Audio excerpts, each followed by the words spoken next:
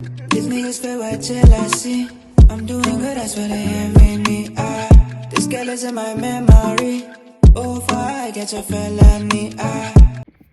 What is up, you guys? Sage here, and today we're going to be discussing the value equation. Now, the value equation is something derived from this book by CEO entrepreneur Alex Hormozi. Obviously the author of this book, $100 Million Offers. And who am I? I'm Omoy sold supplements. He read 11 business/self-improvement books, then went into personal training. From personal training, went into coaching, business. And hence we are here today, furthering our knowledge and sharing it as well. We have also discussed this value equation before, right? Because it simply ties into everything. Like the first video that I came through and I talked about the Grand Slam offer, right? We came in last time, we talked about like why higher ticket prices are going to be more conducive to a Grand Slam offer, and all of this is interwoven with the value equation, right? The value equation is a concept. Very beautiful picture. I'm trying to decide which side to show you guys. Let's show you this one because there's nice little drawings in there as well. As you can see, there's a dream outcome, there's a perceived likelihood of achievement. And then on the bottom side, there is the time delay, and there's effort and sacrifice. Now, as you can see on the top, there's an X. It means the dream outcome is multiplied by the perceived likelihood of achievement, right? That's the positive. Now, the things that take away from, or the things that is divided by, is the time delay, the effort and sacrifice. And basically,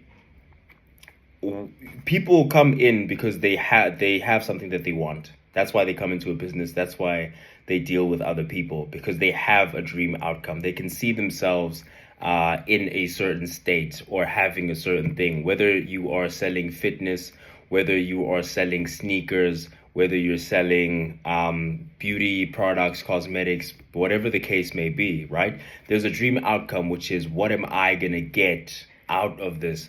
When I'm wearing these sneakers, what am I going to look like? Who am I going to be emulating? How am I going to feel? Say it's boots, rugby boots, whatever type of apparel for whatever sport. When I have this thing on, am I going to get to, or what is on the other side of it, right? Then the next part is perceived likelihood of achievement, which is, am I going to get to there? Which is, if I buy these sneakers, am I going to look like who I want to look like? If I get these boots, are they going to be everything that I need them to be in order for me to be able to, say I'm a soccer player, to score goals, right? If I buy this fitness program, am I going to have my dream body, right? Based off of what? As in, when I'm looking at you, what you're offering, what you say you're going to give me, what's the perceived, like, okay, let's talk about perception, right? Perception is my taking in of the knowledge giving, right? So this is perceived likelihood of achievement. So from what I can gather from what you're telling me, who you are, what your profile is, what your history is, and this is why it's very good to have recommendations. If you're done serving your customers, to get reviews, to string some things together, right? Be it messages, whatever the case may be. It's very good to have those things so that you can increase the perceived likelihood of achievement for the next customer as well, because they know that, okay, not only have you done this before, but you've also done it for other people, and you probably are going to be able to do it for me, right? And that's also a very important part of it is, not only must you have done this thing, right? Say you've done it for yourself. Say you have a course on fitness. You can't have a course on fitness and be unfit, right? But you're not selling the fitness itself. You're selling fitness for me. Okay, have you transferred that fitness to someone else? Have you coached someone into this position before? Okay, you have. So you've done it for you. You've done it for yourself.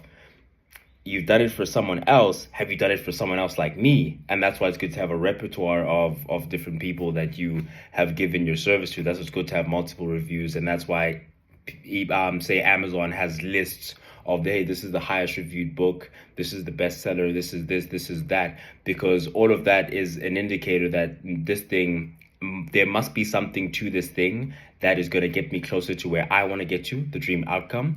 And because these people say that they have had success using this, then that means that I could also gain that same success, right?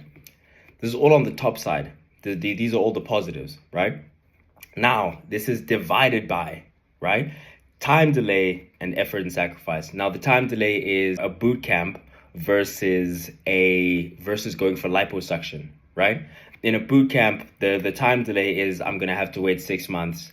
The effort and sacrifice is I wake up in the morning. There's 5 to 10 hours per week of time lost because you're busy working out. You stop eating the foods you love.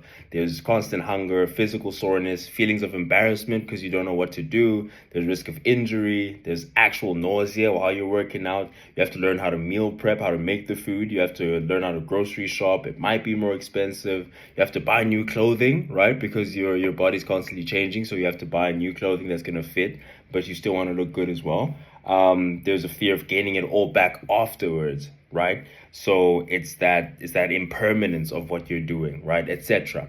Then if you look at liposuction, on the other hand, what is the effort and sacrifice? You fall asleep, you wake up thin, guaranteed, and you're going to be sore for about 2 to 4 weeks. Do you see the differences?